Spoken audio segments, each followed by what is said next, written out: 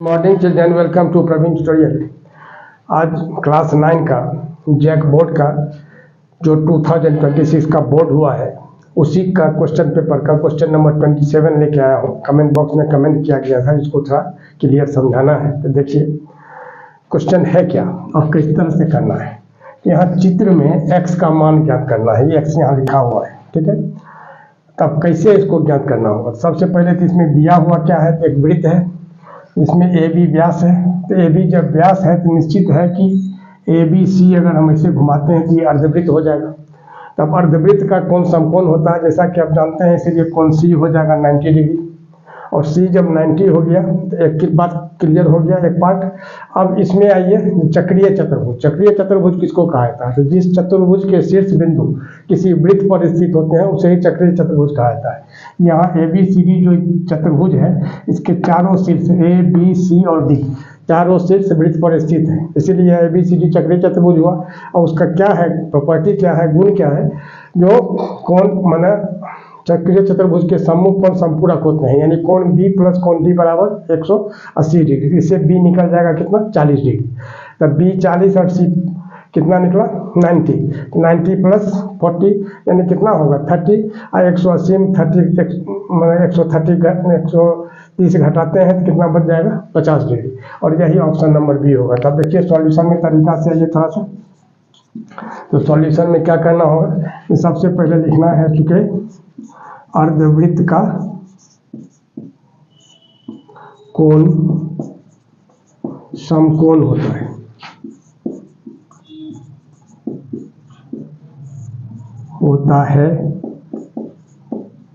इसलिए कोण सी बराबर 90 डिग्री, यानी ये कोण सी जो हो जाएगा तो क्या होगा, 90 डिग्री हो जाएगा। अब आइए, चूंकि चक्रीय चतुर्भुज, ये सब चूंकि और इसलिए का चिन्ह देना बहुत जरूरी है। चूंकि चक्रीय चतुर्भुज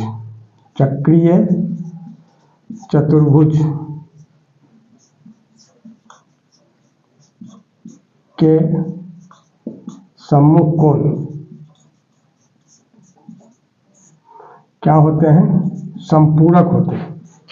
यहाँ लिखना होगा संपूरक होते हैं, ठीक है। इसलिए अब क्या होगा, सम्मुख कोण बी और डी है, यानी कोण बी प्लस कोण डी बराबर कितना, 180 डिग्री। अब कोण बी कितना है, कोण बी जो निकालना है, अब कोण डी कितना है, 140 इज इक्वल टू कितना, 180 डिग्री। अब क्या हो जाएगा, गौर कीजिए, कोण बी बराबर कितना हो जाएगा, 180 minus 140 degree. 180 degree minus 140 degree बराबर कितना, 40 डिग्री। अब ध्यान दीजिए, अब त्रिभुज ए बी सी में अब यह निकल गया 40 डिग्री, ठीक है, और यह निकल गया 90 डिग्री। तब ए सी भी हम आराम से निकाल सकते हैं। अब लिखना होगा, अब यहाँ क्या लिखना है, इसलिए, ठीक है। अब त्रिभुज ए बी सी में क्या, यहाँ आ जाइए, तो कोण ए प्लस कोण बी प्लस कोण सी बराबर कितना, 180 डिग्री। क्यों, तो ध्यान दीजिएगा, क्यों होगा 180, क्योंकि त्रिभुज के तीनों कोणों का योग 180 डिग्री होता है। अब देखिए, अब कोण ए तो है, और कोण बी कितना निकला है, यहाँ देखिए 40 डिग्री। अब प्लस कोण सी कितना है, 90 बराबर कितना, 180 डिग्री। तो इसलिए यानी क्या होगा, x बराबर 180 और 90 40 130 इधर आके माइनस हो जाएगा, यानी कितना निकला, 50 डिग्री। इसलिए ऑप्शन नंबर बी, और यही इसका आंसर हो जाएगा।